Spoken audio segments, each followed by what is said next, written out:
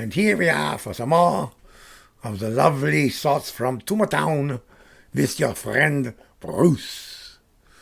So, so we got Film and Tape Associates, finally off the ground, all in my hands.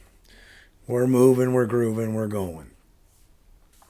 So we're shooting primarily in 3/4 inch video since that was the format of the day. Occasionally you might get beta. We really wanted to do some film work. So one day a client walked in with an idea. He wanted to do a commercial or a series of commercials for a nightclub. And I said, what's your budget, He said $5,000. I thought about it. I said, Gil, let me think. I said, I think I can do that. He was like, really? He said, I said, yeah. And I'm going to shoot it in 16 millimeter film. What? Really? I said, yeah. So he was surprised, but he signed the deal. So basically what I did for this was I took the music video of the time for Phil Collins, I Can See You Coming in the Night, or Coming, whatever that song was. I took that music video and I basically mimicked the visual look of it, scene to scene, shot to shot. That's all I really did. I knew I could replicate that. That wasn't that hard. We could do it. And we were going to shoot in the club when the club was closed. So we had plenty of room to work. So my thought was I would get enough support gear, little Chapman dolly, tracks, lights, the rest of it, that I could do 2 setups at a time, right? So we would go in, we would do our first scene setup, and while I'm shooting that scene, the rest of the crew is over setting up the second scene. So as soon as I'm done with the first, we walk the camera right on over to the second, and we begin the second, and so forth and so on. And that way, over the course of a night from sundown to sunrise, we could shoot all of the scenes necessary for this piece. And that was our intent, and that's what we did. And believe it or not, it came off absolutely perfectly. I mean, we shot silent, which of course was fine, so we could move quick. But I mean, we were efficient. I don't think we shot higher than a 3-to-1 ratio.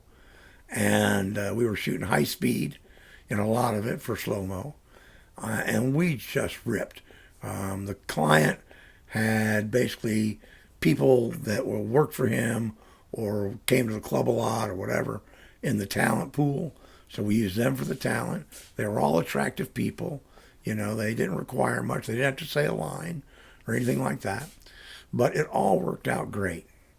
And we even had time to go out in the end and roll off the last spool of film from the inside of our van, shooting shots of downtown Orlando, skyline stuff as we drove by.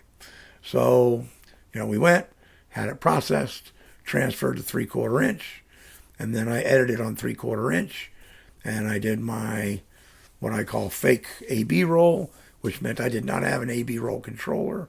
I only had a 2-machine controller, so I had to manually fake AB roll, which is a process and a trick. But once you know how to do it, you can get it pretty good, and that's the way I worked, because that's what I had.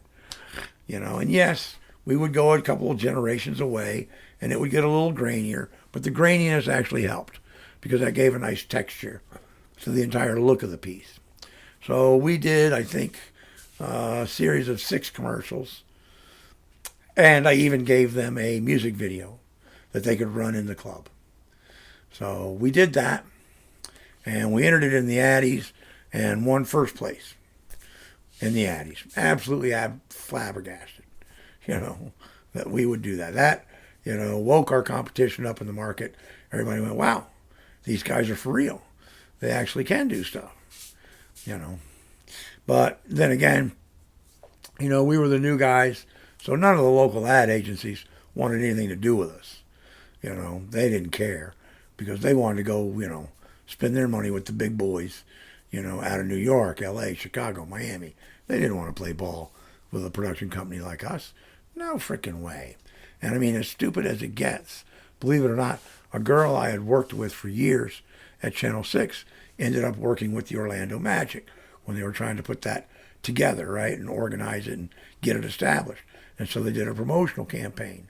And the company she hired out of New York, the director, turned around, called me, and I ended up providing everything, the entire crew, equipment, everything. The only thing I didn't provide was the director.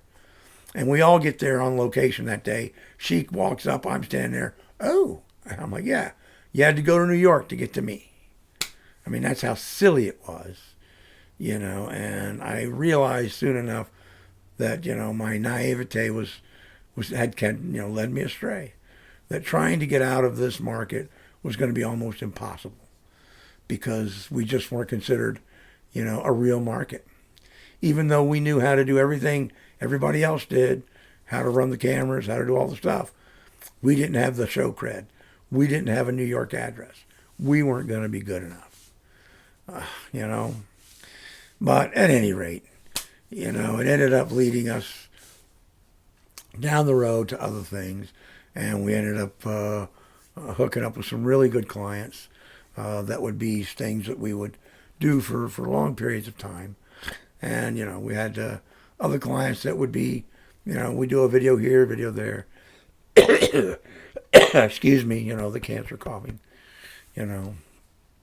And, of course, that nightclub client would never come back. That was a one-off.